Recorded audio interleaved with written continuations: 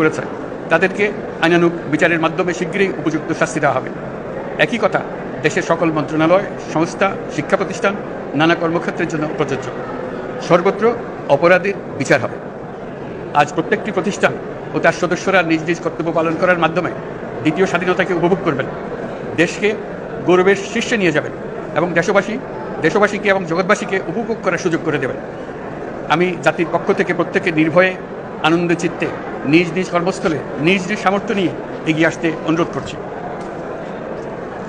দেশের সকল মানুষকে আজ স্বাধীন, নির্ভয়, নিরুদ্বেগ থাকার জন্য নিশ্চয়তা দেওয়ার জন্য আমাদের ছাত্র শহীদরা প্রাণ দিয়েছেন।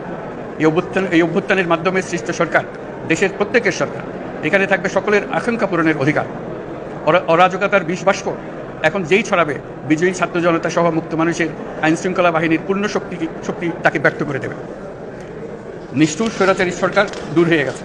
কাল সূর্য উদয়ের সঙ্গে সঙ্গে গণতন্ত্রের, সুবিচারের, মানবাধিকারের, নির্ভয়ে মত প্রকাশের পূর্ণ স্বাধীনতার জন্য সকলের স্বাচ্ছন্দ্যে জীবনধারণের সুযোগ প্রদানের সচেষ্ট সরকারের ঘনিষ্ঠ সান্নিধ্য ও সহমর্মী পরশ দলমত নির্বিশেষে সবাই উপভোগ করবেন।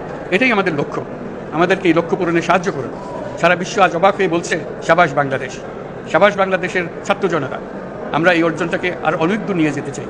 আমাদের ছাত্র জনতার জন্য কিছুই অসম্ভব নয়। আমাদের তরুণরা অসম্ভবকে সম্ভব করতে পারে, তারা সেজন্য প্রতিজ্ঞাবদ্ধ। যদি আমরা ঐক্যবদ্ধ থাকি, ধ্বংসাত্মক কর্মকাণ্ড থেকে দূরে থাকি, সবার জন্য মুক্ত পরিবেশ সৃষ্টি করতে পারি, আমাদের বিজয় অবশ্যই হবে। মহান আল্লাহ আমাদের সহায় হবে।